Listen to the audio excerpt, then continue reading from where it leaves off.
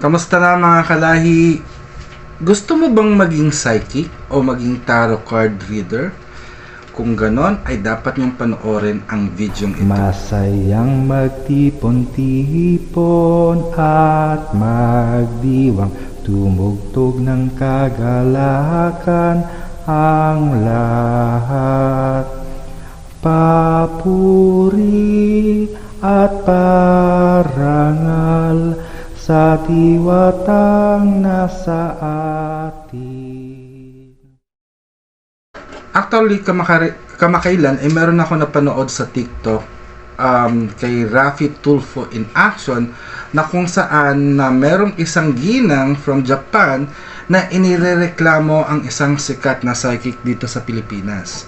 At ito ay yung issue patungkol kay Rudy Baldwin.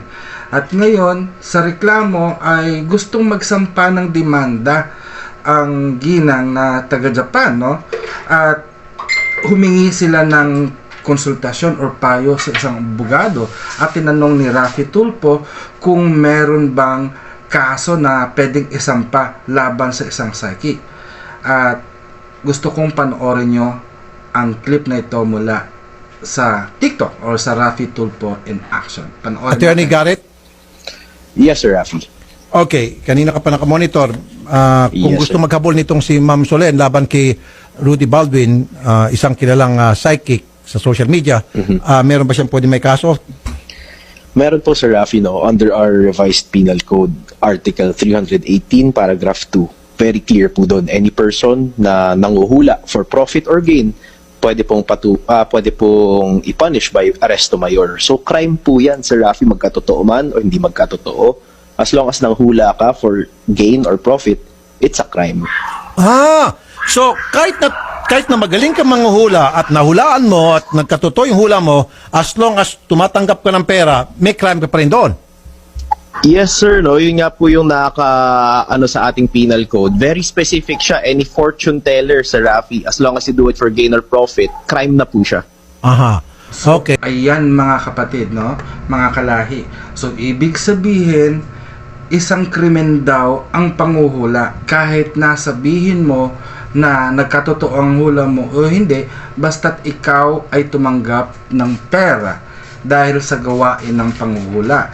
Ito ay makikita sa revised penal code.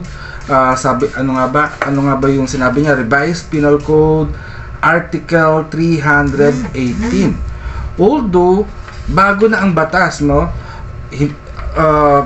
Nagkaroon ng pagbabago sa revised penal code at ito ngayon ay makikita sa Republic Act 10951, no? Dito sa Republic Act 10951 Section 86 ay babasahin ko po sa inyo.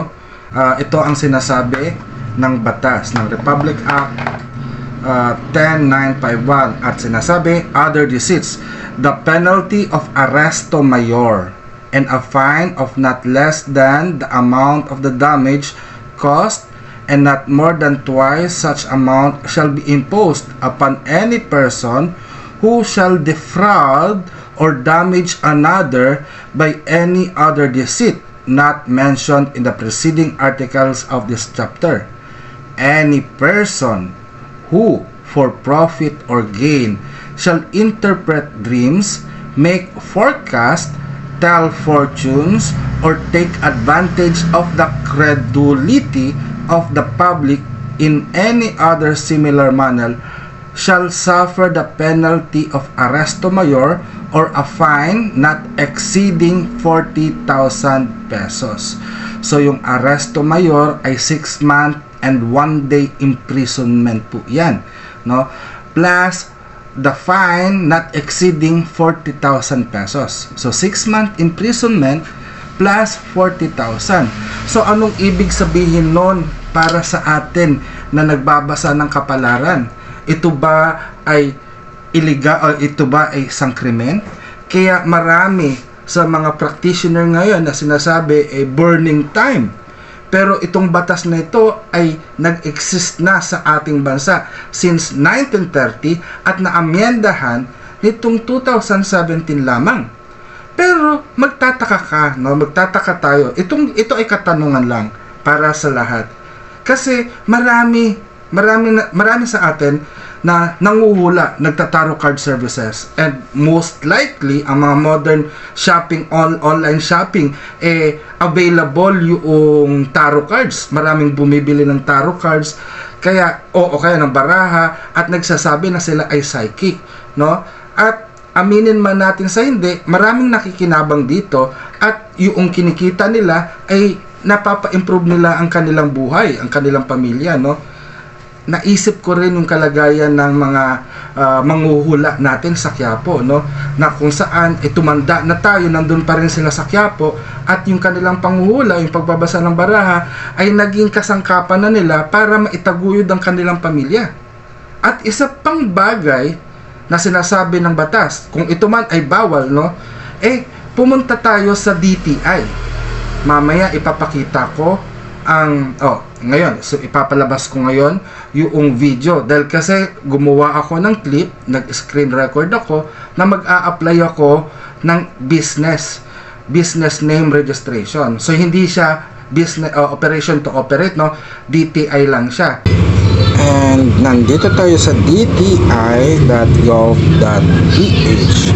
at susubukan nating mag-register ng business name. At ayan, nandito na tayo sa business name, bnrs.dti.gov.ph. So ito ay may notice to the public, no? Pero ang gagawin natin, tayo ay magre-rehistro ng isang negosyo. So paano ba gamitin, no? So pindot lang ko ng pindot, at ang gusto nating i-rehistro na negosyo ay ang fortune telling services ng Luntiang Agama. So dito sasagot to, are you a stateless person? Meron akong bansa, kaya no. Refugee ba tayo? No. So ang citizenship natin, tayo ay Pilipino. Ang unang pangalan ko ay Rolando. Ang middle name ko ay Gomez. At ang last name ko ay Common. Common. Wala akong suffix, pero pinanganak ako sa ng May, day, stand, year, 1978. Civil status, single, gender, male. Next. So proceed tayo. Gusto natin ay national coverage tayo, no? Para okay na rin, para online kasi ang gagamitin natin. Pwede namang regional or city municipality lang, or barangay, pero gawin na natin national.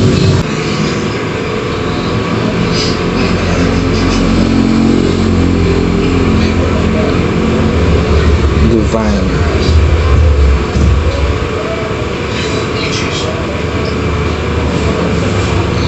Divinatory.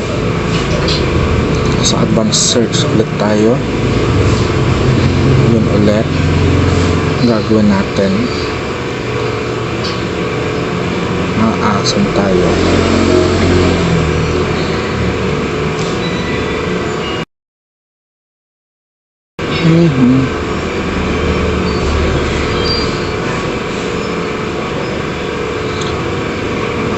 Select groups, others, subclass, astrological, select the scriptor, tarot reading services. So yun, landas ng lahi, divinatory, tarot reading services. Validating business name, check na. Result not processed, please click the check name. Asan na? Button. Check ulit natin.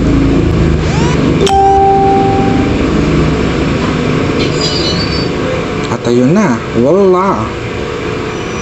So kung papansinin ninyo, sa video ito ay pinayagan ni DTI na magkaroon ng negosyo or ng business name na Tarot Reading Services. Kung ito man ay illegal, ayon sa Republic Act 10951, ano naman ang batas na nagsasabi na pwede ang tarot reading services? So, ibig sabihin, magnenegosyo ka at hindi ka ba magpapabayad nun? Diba? Ito lang yon mga kapatid, no? Siguro, maari kayong magkaroon ng negosyo. Gawin yung negosyo ang pagtataro card services, no? Ang pagtataro reading. So, iba sa inyo na nagtataro reading online, okay lang yan, no? Okay lang yan ang tarot reading services na for free. Tama po ang ginagawa ninyo. At kung kayo naman ay nagpapa-private reading, no? Marapat lamang na bayaran. Dahil kasi, negosyo to. Naging negosyo siya. Kaya nga lang, dapat isa-isip natin kung kayo ay nagtataro reading services, no? Tingnan natin kung ano ang nakasaad sa batas. Diba? Ang inyo bang panghuhula ay nakakapanira sa tao? At kailangan nga merong guidelines. So, sa mga gustong maging tarot reader, no? Maging tarot counselor or psychic counselor, no? Sana ay naaral ninyo at kayo ay sertipikado. Naalala ko nung unang panahon nung ako ay mag-apply ng trabaho sa isang wellness center sa Libis, no? Sa Quezon City, no? Hinanapan ako ng certification. Although ako ay naman ako ang aking kakayahan. Marunong ako magtawas, marunong ako manggamot, no? Ito ay pamana lang. Pero nung naghanap na ako ng formal na trabaho bilang manghuhula or tarot reader at isang manghihilot, no, hinanapan ako ng certification. So parang doon ako na challenge. At ginawa ko nga is nagpa-certified ako, no, hanggang sa naging kaanib ako ng Corellian Nativist Tradition at naitatag namin ang Luntiang Agama Natural Divine Art Shine of Healing para yung mga ganitong skills at gift ay ma-enhance at ma-certified. Nung tinanong ko ito sa aming high priest sa Corellian tradition, no, yung first priest natin at elder natin, no, ang sabi sa amin, no, it is illegal din sa ibang bansa. Maging sa Amerika na illegal ang isang krimen ang fortune telling, no.